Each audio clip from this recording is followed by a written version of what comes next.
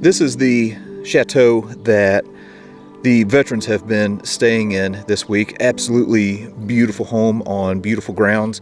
There used to be a castle that was here that fell into disrepair, but this structure still remains, and the 2nd Infantry Division moved through here in the days after D-Day.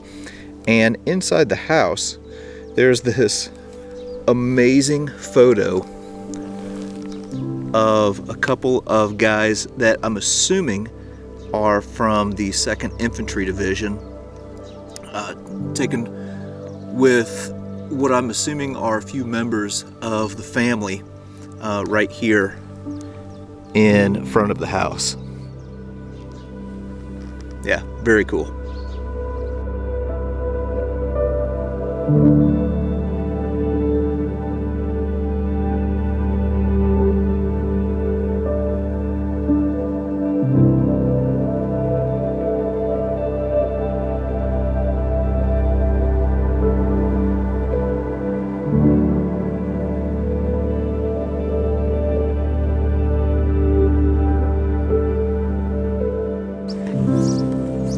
Keep these in order. Yeah. Bill, where are you from originally? Seacon, Massachusetts? Yeah, all my life. Okay. Yeah. What kind of work did your parents do? Like, what was things like growing up during the Depression for you? Well, my father was like a florist. Yeah, you worked in a florist, you know. Oh, okay. So you. Yeah, we'll take a look at those here in a second. So, were you drafted? No, I volunteered. Wow. What led to you making the choice to volunteer? My buddy was going in ahead of me, and I might as well go with him, you know. And how old were you? 18, or just barely 18.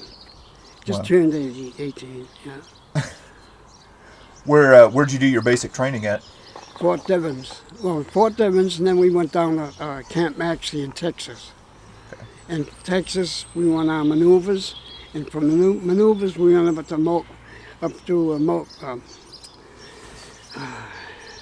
in Oklahoma. Camp Maxley. No, Camp Gruber in Oklahoma. Yeah. Do you remember any funny stories from your basic training or your drill instructor or anything? Not too much. We were pretty busy. You know, every time you did something wrong, they put you on KP. Yeah, they made you peel potatoes by hand. Did you ever get put on KP? No, I never did. Okay. No. Oh man. So tell me about crossing the ocean and going. You guys went to England first, right? Yeah, I got this. Oh, you okay? Yeah. That's me in my truck. Okay.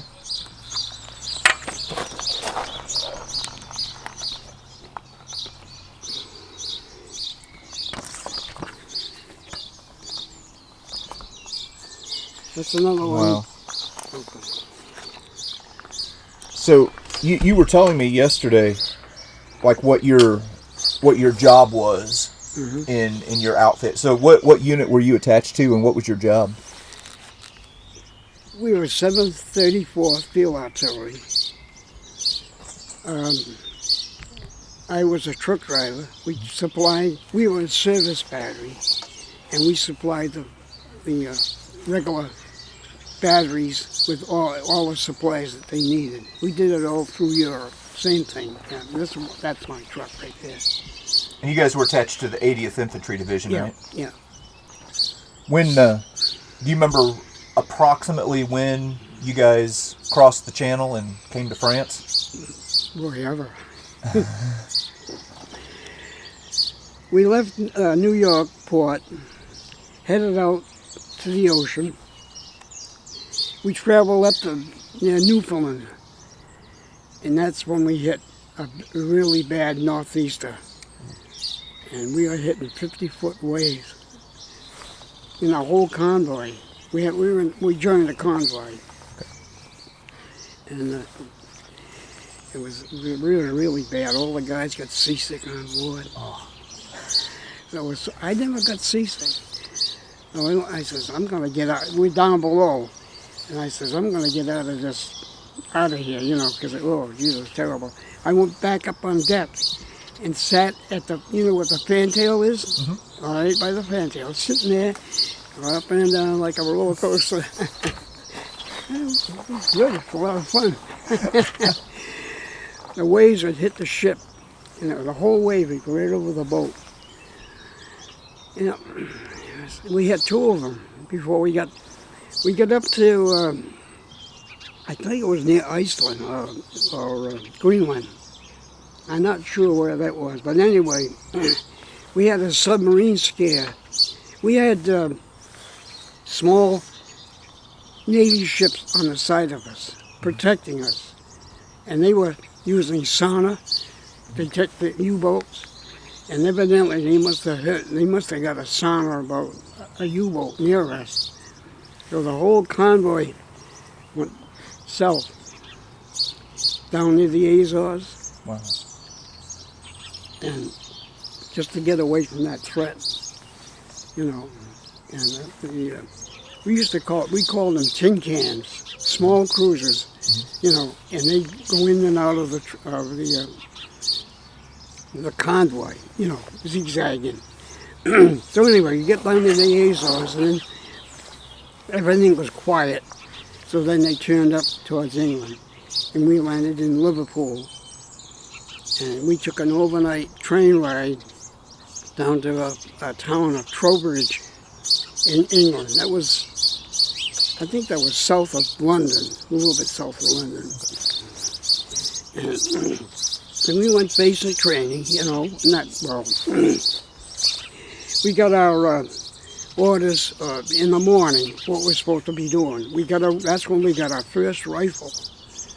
And we didn't have a rifle in basic training. No, that's when we first got our carbine. Because they didn't want everybody going around shooting in basic training. That's why they did it. So anyway, we got our ammunition and a carbine. Then they gave us the afternoon off, and they said you could go to town if you like. Yeah, okay. My buddy and I went to town. I don't know whether I got a picture of that here. Yeah, there it is. There's another one in my truck. I'm writing my girlfriend there in the back of the truck. Oh, wow. That's one of thy buddies in England. These are England. So this is the town we went into just to visit.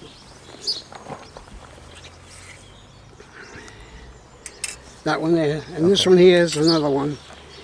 We're walking down the street, and above one of these, like that sign, it says Kodak.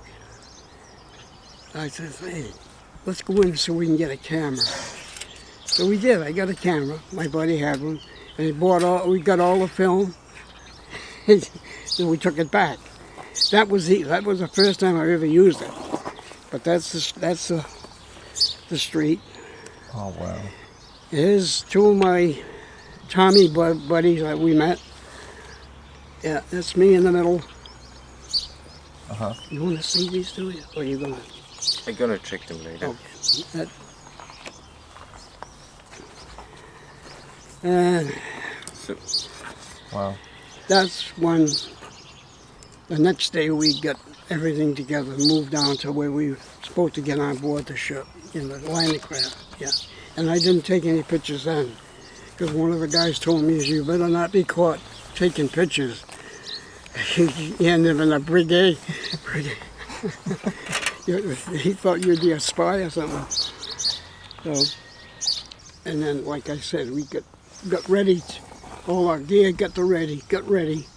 And then I think within a few days we headed to the port. I think it was Portsmouth. It was either Portsmouth or Plymouth. I'm not sure now. But anyway, and when we got to the port to take off, There was mass confusion. Oh my God, they tried to get everything in there at once. And we didn't know what the hell was going on, you know.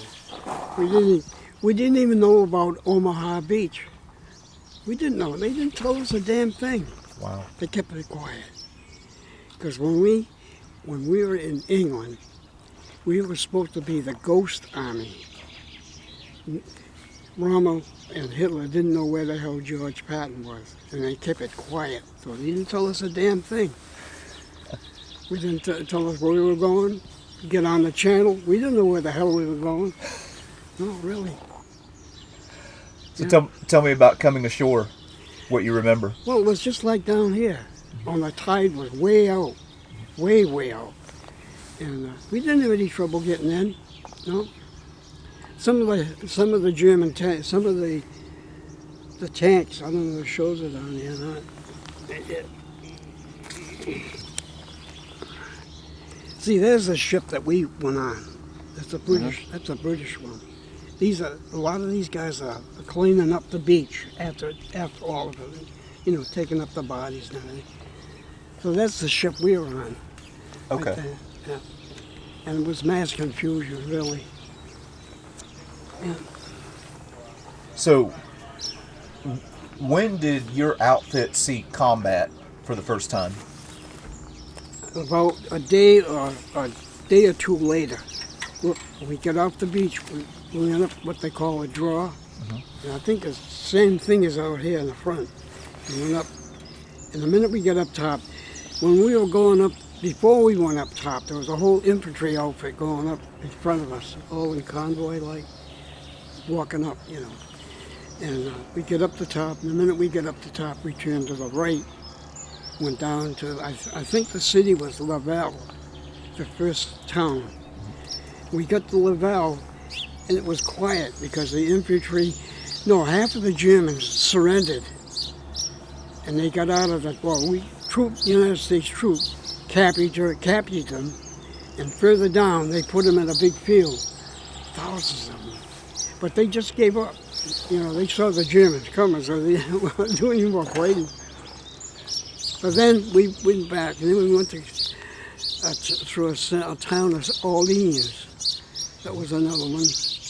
And we didn't get as far as St. Lo, though. So we, like I said, they using our outfit like a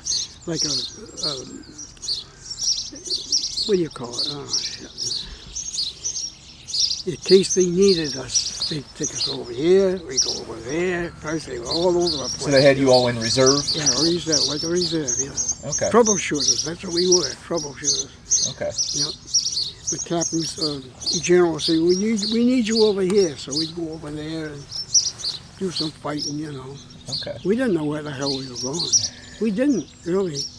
They didn't tell us. They told the captains and lieutenants, but they didn't tell the average guy, not a damn thing. So let me jump forward to the Battle of the Bulge. And Paul, if you have anything, you can jump in and ask. Do you remember where you were when you guys found out that the Germans had attacked in the Battle of the Bulge? We were in the city of Nancy. That was a famous city over there, right near the German border. And we were staying there, and we were firing. We were helping the army up in Metz. Metz had a big battle up there, so we were helping them up there. Our outfit was back here, service factory. You know what I mean? And all of a sudden, we were in Nancy, and the word came down. They didn't tell us. The word came down that something was happening up, and they wanted to do something about the Battle of the Bulge. And Patton wanted all the artillery pieces he could get up there. And there was, I forget now if I can remember the right number, 194 artillery divisions, 1,908 battalions. That's a lot of, this is all artillery. Wow. Yeah. So anyway, we left, the word came down, that they wanted all the officers up to Metz. That was headquarters then. And my captain asked me if I wanted to drive, if I could drive him up to Metz. So we went from Nancy up to Metz. That was about maybe 30 miles, like that. Blackout all the way up. And I had my Jeep, you know, and I took him up there. We get up to Metz, the headquarters, and all the high-ranking guys are inside the headquarters. I think, I'm not sure whether Eisenhower was there, but Patton was there, Bradley, and Marshall. They were there because they were planning how to fight the battle. They knew what was coming on, you know. They wanted to plan that battle up there. So anyway, we drove up to the headquarters, and Major says, I don't know whether I asked him or not, but he says, you better stay in your Jeep. You can't go into the headquarters. Because, you know, all the drivers had to stay outside. No, it was all right, smoking, you know. So afterwards, after the meeting was over, I took them back to headquarters, my headquarters, and he went in and told the captain, he says, get everybody ready, we're moving out of as fast as we can. So he wanted us up there. So we drove blackout convoy all the way up to Luxembourg. Yeah. And we were outside of Luxembourg, and there was another big, that's where the headquarters moved, up into Luxembourg. So we were, you know, stayed there for a few hours, and then they assigned us where to go into Belgium. So we situated in a small place in Belgium. Yeah. And that's, the guns went one way, we stayed here, the guns went up in all different places, you know. And that's when they started firing them. Yeah. And they fired the guns just as fast as they could. That's a lot of artillery. I imagine you were staying fairly busy during that stretch. Yeah, we're supplying them. Yeah, supplying them with ammunition. Yeah, but we had 5 or 6 trucks, like this one, 5 or 6 of them. And one would have gas, and one would have ammunition, food, you know, water, stuff. We were supplying them. Wow. And if we didn't do it, they'd run out of ammunition, you know. And some of the guns, I don't know if I showed it. I don't think it's here. No, I have it. Yeah, that's the one right there. That's the gun that fires so many ammunitions. The barrel got red hot on it. Wow. Really did. The guy said you couldn't touch it. But inside the rifle, there's rifling inside the rifle. You know what that. Yeah. And somehow it happened. The rifle must have melted or something, so the shell wouldn't go where he wanted it to go. So the gunnery sergeant had to compensate for, if you point it that way, the damn shell wouldn't go that way. It would go someplace else. So they had to compensate for it. So this is after the war. 2 days after the war. It's getting cleaned. They have a little pond out here, and we're trying to get it cleaned up. We're going to take it back to ordnance, and we got it back to ordnance. We went through the city of what the hell? I can't think of the name of it. Anyway, I got pictures. No, I don't have it here. No. So we took it back to ordnance. We get down to ordnance, and that's where General Patton was. And I guess maybe Bradley was there, I don't know. But anyway, they had just delivered a newest artillery piece, 240 cannon, or 240 millimeters. A big gun. I don't think they used it because it was too damn big. They couldn't maneuver it, you know. This thing here could maneuver pretty good. I wish I had taken a picture of the prime mover that was pulled the gun. It was a hell of a nice piece of machinery, really. Wow. We got the damn thing 40 miles an hour up on the Autobahn. Wow. Yeah. What's your most vivid memory from the Battle of the Bulge? Oh boy. Well, the part up the town of Normandy. You ever heard of that one? Normandy, where they killed all the surrendered soldiers. They massacred. That was my biggest memory about that. But it was further up near Bastogne, up that way. You know. So we didn't hear about that until after the war. Yeah. No? Yeah. Yeah. So, as you guys were moving into Germany, some of these outfits started coming across the different concentration camps. Mm-hmm. Can you tell me about the one that you guys came across? That one right here. All these right here. Yeah. That's terrible. What? I mean, for someone like me who wasn't there, can you describe what that was like?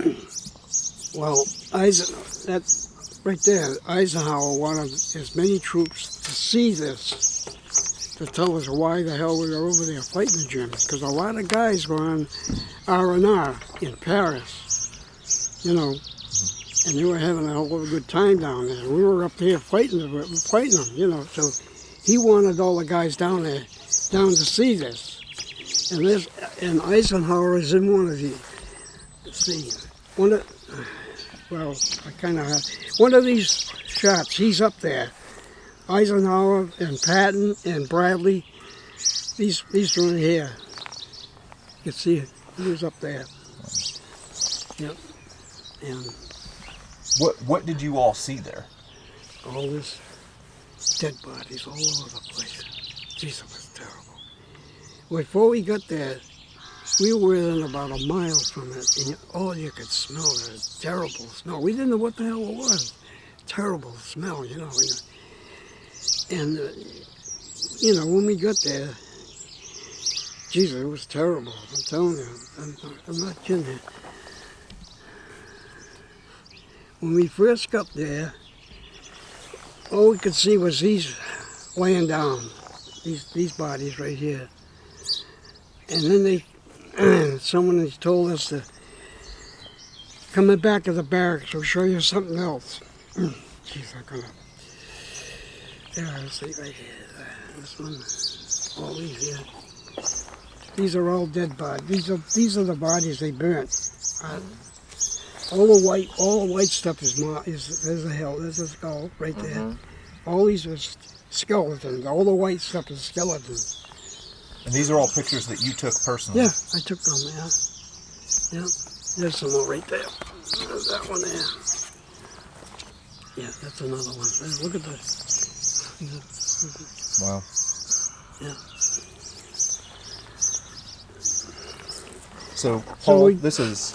So Paul lives fairly close to where this camp was. Paul, what do you know about it? I was not even born then. Yeah, but so Eisenach is like 30 minutes from where I'm from. Yeah. I'm from the city of Weimar, where the big Buchenwald concentration camp was located. Mm-hmm. So in Weimar, the main camp was located, and Buchenwald had about 120 satellite camps, small ones, big ones, and Ortruf was one of the biggest satellite camps. So Ortruf was about 25 miles west of Weimar, and Ortruf was the first big concentration camp which was liberated by the Americans. By the Americans, right. With still survivors in the camp, and actually the higher echelon and the reconnaissance, they knew about the camps, but I do a lot of research about the liberation of Buchenwald.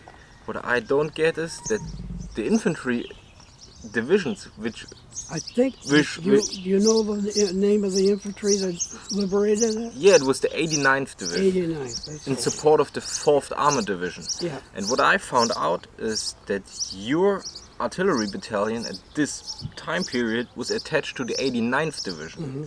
And the 89th Division and the 80th Division, they were like pushing into Germany next to each other. Right, yeah. And in front of the 89th and the 80th Division, the 4th Armored Division was pushing. Yeah. So, and Ortruf itself was liberated on April 4th. Yeah. So Patton's Third Army was pushing into Germany as a spearhead. Yeah.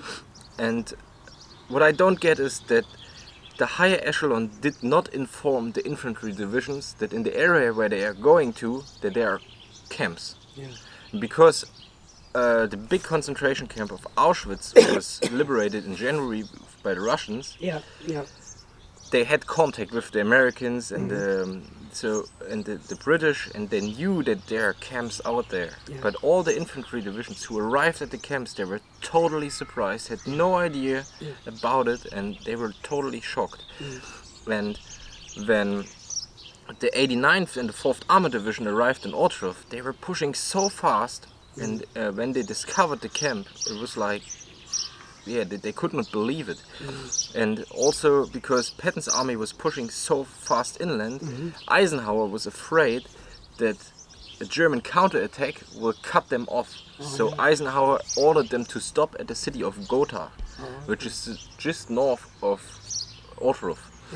The city of Gotha was liberated by the 80th Division, and just south, along the big Autobahn, the 89th and the 4th Armored Division were pushing into Thuringia. So Bill, he said that there were survivors in this camp. Do you remember seeing any There was survivors? a few, very crazy, walking around with skull and bones. Really, it was bad. Really bad. I think there was a few Americans in that camp too. We found out. Really? Yeah. Wow. But they were slave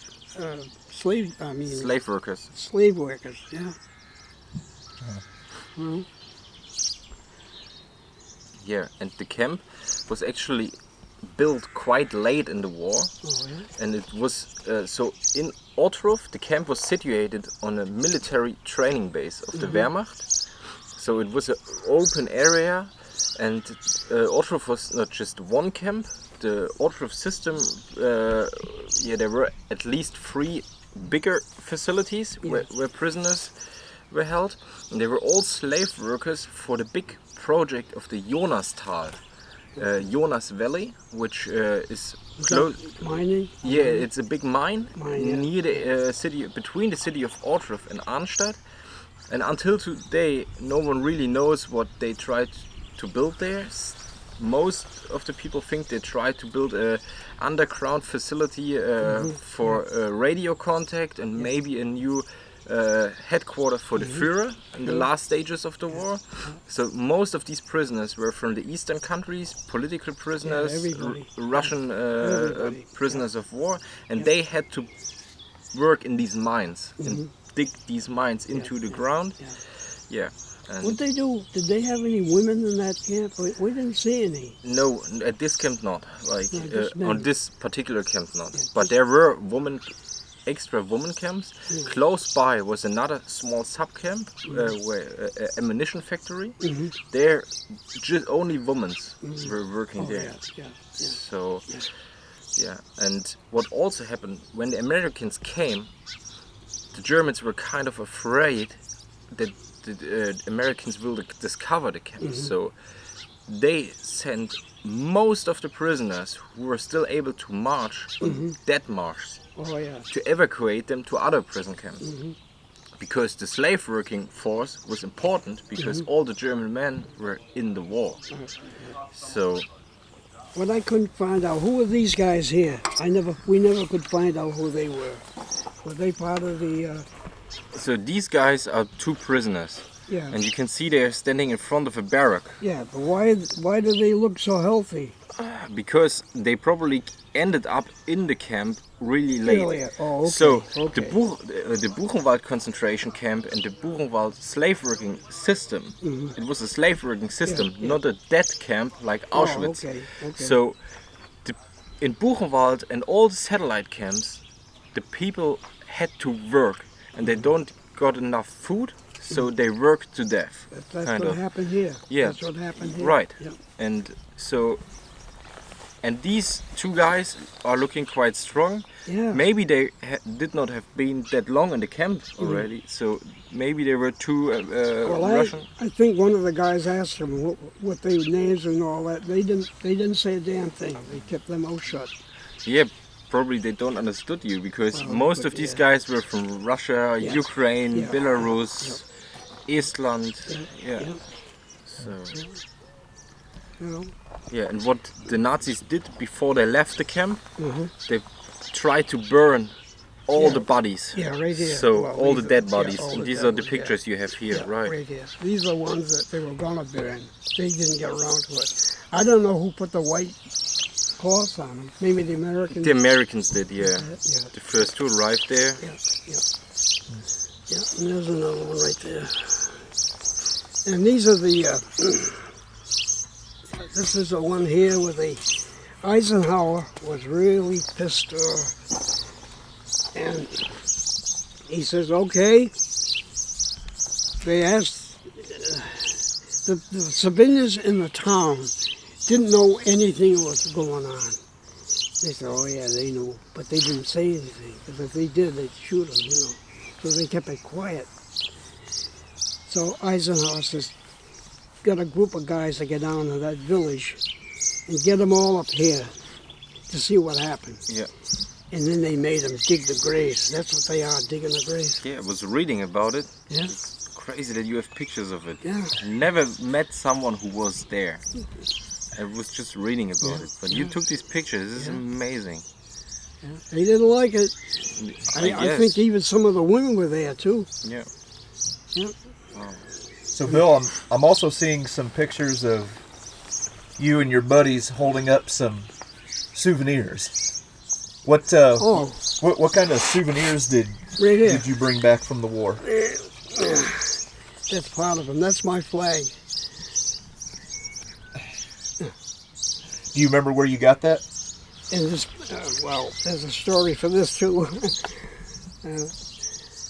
Oh, wait a minute, here it is. There's another one. We pulled into this little town right here. This one, these here, and that one, and that one. And there was a military camp, and they're all 18-year-old kids, really fanatics, really, you know, they were real fanatics. So then we pulled in and they started shooting at us, you know, sniping at us. And one of the, I think it was the captain, he sent a guy up there and told him to quit shooting at us or we're going to shoot you back, you know, retaliate. And they didn't stop. They kept doing it, and the captain says, all right, get our gun out here, the big gun, wore it down. We'll shoot the damn thing. And here's the picture right there. This is what happens to our artillery. We demolished it. That's the actual house that the 155 shot? Right there, yeah. I don't know how many we killed. Must have killed a lot of them. Yeah. And that was like their headquarters down below. And we all, when they evacuated, we all went in there looking for Lugers and everything, souvenirs. Yeah. And that's where you got that flag? Yeah. It was in a captain's drawer. Pull the drawer out and there it was. I thought it was going to be a Luger. Do you remember the town? The name of the town? No, I don't. I don't remember that town. No, I don't think I put it on the back, no. What did these German towns look like as you guys were moving through? Like what? German towns? Yeah. Was there a lot of destruction? Yeah, there was, yeah. It depends on what town they were going through. Sometimes you could go right through a town, no problem at all, you know. Yeah, but a lot of them are all destroyed, yeah. Yeah. I wish I could remember that town. There it is right there. I don't know if it's on the back. Yeah, it might be on the back. That's one. Magdeburg, yeah. That shows the destruction, you know. Wow. Yeah. That's one of our cars right there, command car. Yeah, my buddy took that picture. Magdeburg was bombed really heavily. Yeah, it was. You could see how it was. Yeah. The service battery was set up. The gun emplacement was down in here, like a place, you know.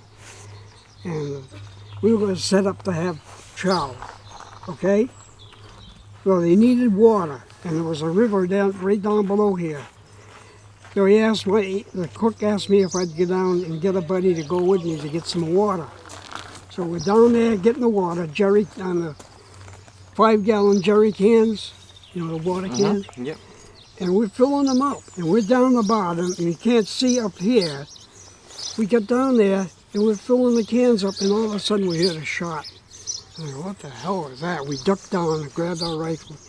And then after we snuck up to the top and looked over, and here's the group coming out of the woods, surrendering. They're surrendering for the white flag, So I told my buddy, you drive the truck, and I'll walk down and keep my gun on them. Mm-hmm. So that's what happened there. Oh. So we took them back, and the captain got a hold of the MPs, and they brought up a 2.5-ton truck, and loaded them on and brought them back. I don't know where they took them. But that's... So this is you with all the prisoners that you captured? Yeah, that's me right there. And this, something right here. Wow. 15 prisoners. Yeah. One of these guys shot that shot I told you about. Mm-hmm. He shot the gunnery sergeant, killed him. His own sergeant? Yeah. No, I was shot. They were setting the guns up. Yeah. And he shot him. One of these guys did. And I didn't know that till later. I was, boy, if I'd known that, I would have shot that son of a bitch, But it happened quick, It happened quick. It wasn't. So, Yeah. So Bill, where were you when you guys learned that the war was over? That's a good question. It was a town, but I don't remember the town. I can remember the day. Yeah, tell me about that. The war was ended. We didn't know about it. They didn't tell us a damn thing. So all of us, we shot, I think it was 5 shells we shot that day. The batteries did. And the civilians were coming out of the villages because the war was ended. They knew it was ended. And there was old lady was walking right in front of our gunfire. Get the hell out of the way, And one shell went off and broke all the windows in the village. We shot them right over the village, And then somebody came down and says, "Hey, stop! The war's ended." Okay. We shot 5 shells in that. What a celebration that was! I'll tell you. Yeah. And then the next day, I think it was, the cook was going to make chow that night. And I went up to the cook and I says, "If I go out and shoot a deer, would you skin it, and we'd have some what do you call it?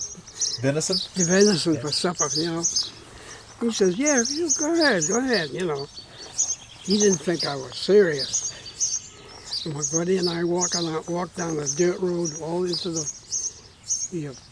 forest. There was a big farmland, just like this here. And son of a gun, if I didn't see a deer walking across, I got my carbine, I shot him. But I got him in the ass, because I didn't know how for a windage or whatever. So we were all ready to run down there and get the deer, to bring it back, I don't know whether he could have skinned it or not, but anyway, we started to go across the field, and I grabbed the guy and says, "Jesus, don't go, that damn thing's all full of mines," because that's what they were doing, So we didn't bother, but the poor deer, I don't know whether he lived or not, but I went back and told the chief cook, my Italian cook, he was a hell of a good friend of mine. We told him about it. He says, "I didn't know you guys were serious." He said, "What the hell are you guys doing?" So that was the end of that story. We didn't have any venison that night. Had to use sea bass. Can you, we'll kind of wrap it up here. Can you tell me about what you remember from coming home? There's a lot to tell you about it. Huh? There's a lot to tell you about it. Sure. We were stationed south of Paris in a little village we were assigned to a bakery outfit. This is after the war. Assigned to a bakery outfit. The captain come over and asked me if I'd like to take my truck into Paris. I said, sure. He didn't tell me why. I said, I'll try it, sure. Where you want to go?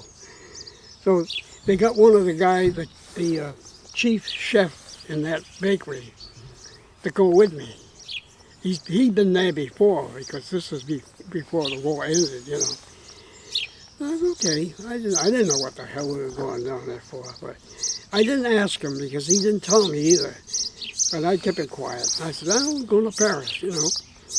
We get down to Paris, pull into the center, right near the Eiffel Tower, and this big fortress, like big stone fences, like a fortress. And we get there, and the MPs opened the gates. I drove our truck in, turned it around, backed it in, and he says, well, let's go see the city of Paris. I said, okay. I didn't know what the hell we were doing there. So we went to the cathedral. We saw that. We were going to go to the Eiffel Tower, but they had some kind of accommodation or something there, so we didn't go there either. I wanted to go up the tower, you know. So then we went to this town. They called it Pig Alley. You ever hear of that? Pig Alley? Tell me about it. Brothels, full of brothels. You wouldn't believe it. There's hundreds of girls in there, if I got there, and all the GIs are in there, you know, and the girls are hanging out the window, you know, and inciting the guys that come in. I don't know, I touch them, you know, anyway. So after we did, we had a couple of beers at one of the pubs, and we stayed there for a little while. And then we went back to the place where my truck was. And I get into the truck, and we started back to where we were staying. And just by the hell of it, I said, what the hell are we carrying? I said, what? They kept putting boxes in the back of my truck, boxes. And I said, what do we got in the back of the truck? He says, yeast for the bread. And he says, you wouldn't believe that. It's worth $1 million, the back of that truck, because it was so scarce over there, you know. He says, that's why we got our guns with us. We didn't expect somebody to hijack us. Yeah. So we get back all right. Going as fast as we could go, really. We got to get back. Yeah. So that was that part. And then after a while, we got ready to move again. So we get down to, I didn't forget whether it was a train station or a siding or something, I forget that part. And there was all 48 cars there, the kind of concentration people were in, same thing. And so we all loaded them up, you know. Of course, we weren't overcrowded like they were, you know. So we drove from that point all the way down to Reims, I think it was Reims, and we stopped the train they're going to have like a brunch for feed us, you know. So we got off the train, you know, and across the siding, there was a big siding there. They had these big tank trucks, big tanks, all full of wine. And some of the guys said, let's go over and get some wine.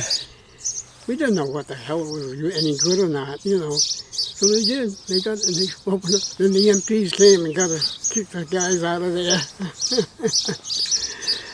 So then we went there. Then we went get on board the train, and we got down there Reims France, and Reims, and then my buddy, we heard about it. There was a boxing match in Reims, so let's go see the boxing match. You know, so we went in. The stadium, honest to God, was just like that. And if you lean over too far, you'd fall out. So anyway, we were watching that game. Then the loudspeaker came on. Hey, the war in Japan is over. Oh my God, we we piled out of there and went to a pub and got plastic, got drunk as hell. So then we had to go on board ship down in Marseille, and then we went out to the Mediterranean and went back home. Yeah. Whatever happened with that girl that you were writing to in that picture that I saw earlier? That was my future wife, my girlfriend. She wrote me every day. Yeah. I wrote to her as often as I could, but a lot of times you're too busy to read. We were too busy to read a mail call. We'd have mail call letters about that high for crying out loud. Take a whole day to read them. Do you remember seeing your family and your girlfriend when you got back? Yeah. What was that like? That was good. That was really nice. Yeah. Kind of emotional, Yeah. My sister thought that as soon as the war was ended, I'd be right home. I didn't get home till about a month later, because we were in a camp where we took care of the civilians, the evacuated civilians. We had a good time there too, boy. We went out and got a few barrels of beer, and had a big blend. We had one of the survivors had a guitar or something, I don't know, but he played the music and we all got up and danced, with the girls were all there. Had a good time, Wow. Yeah. So one last question. What do you think that the generation today can learn from your generation and what this country accomplished during the war? Get a lot of books about it and read it. Go to the library. There's a lot of books in the library about it. Yeah. Learn about it. Keep your cell phone down. Get out there and learn something. Yeah. They should teach at the high school. They really should. But they don't. Yeah. They're more worried about taking care of the kids. Yeah. Well, Bill, I've enjoyed my week with you. I appreciate you sitting down and sharing these stories and showing these pictures. If you don't mind, I have two more questions. Go ahead. So, first question.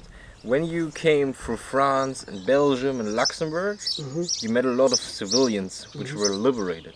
What was the difference meeting civilians from France and Belgium and Luxembourg in comparison to meeting the German civilians in Germany when you came to Germany? I didn't meet many German civilians. I don't remember meeting any.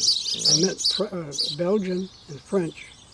I got a medal there from the French people that lived on the coast here. And we had a ceremony once. A VFW gave us a ceremony, and it was about 40 of us veterans, World War II veterans, and we were there. And the lieutenant, I don't know where the lieutenant, anyway, it was one of the officials in Boston, brought down the ambassador that was staying in Boston. And he was the guy that presented us the medals, And we got up on the stage, and after the ceremony was over,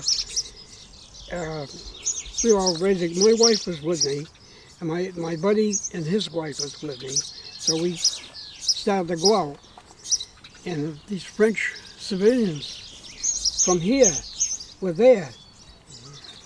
And one of them come up and gave me a big hug and a kiss, and I was crying, oh Jesus, thank you, merci, and all that, So that was a big moment, really, I mean, my question is, during the war, when you, coming through all these countries, you had contact with the civilians, but how was it to be in Germany and they became defeated, and you were not liberator. Yeah, in the political way, you invaded Germany, but for me, you liberated Germany, in my opinion. But how was it to be in Germany and now they were losing the war and you were staying in the houses of the civilians? Can you describe this a bit? We were so excited about getting home. We didn't get a chance to talk to any of them, you know. After the war, my friend I knew very well, he flew in a B-24, and he met a German girl over there and married her. Came back to America, and she used to talk about it, but she didn't like to talk too much about it because we were fighting them, you know. So that was that one. And then there's another young guy that I don't know how he met this German girl over there, and she lived in Berlin, and they're married, you know, they're happily married. So that's all I can tell you about it, you know. And one more question. My home state of Thuringia in Germany Whereabouts is that? is directly in the central of Germany, but after the war it became a part of Eastern Germany, but it was liberated by the Americans. Yeah. So you told me a story before that you were in end of May and June and July 45 you stayed in Eisenach as occupation force. Right. Can you describe me what you did in Eisenach and how the state of Thuringia was turned over to the Russians? Well, we didn't know about that either. We had that big what do you call it, where we kept all the people that were displaced? Displaced people, yeah. A big place, I don't know what the hell it was, like a big apartment. And we took care of a lot of all different nationalities, everyone you could think of, except Russians. The Russians separated us from their part of the camp, and while we were there, the Russians started, I don't know what the hell was an hour, but they started raising hell, and some of them were trying to go after the women, you know. So the MPs, I think my captain told the MPs about it, and the MPs went over to their Russian camp, got them the hell out of there. We don't know where they went, but they got them separated. Get them the hell out of here. But then we found out we were in East Germany. We didn't know that either. So that next day they come down and said, we got to move out, we're in East Germany. We told the people in the camp, you know, Jesus, they all went crazy. Oh my God, screaming and yelling. They had to move out, you know. Well, they didn't have to. They wanted to. They didn't want any part of the Russians. Yeah. Yeah. So they moved out. I felt awful sorry for them. I really did. Poor buggers, they had to line up on the road and, you know, shit. Yeah. That was a bad thing, boy. But we didn't know about We didn't know about a lot of things over there, I'll tell you. They kept us quiet. Yeah. Yeah, and most of the civilians from my state of Thuringia, they didn't want to become a part of East Germany because East Germany was controlled by the Soviets then. And so it became part of the German Democratic Republic until 1990. And yeah, so it was controlled totally by the Soviets, it was part of the East Bloc. And yeah, so 1990, Germany was reunited. It was a really big thing for the Germans. Yeah. But I think that's when we found out.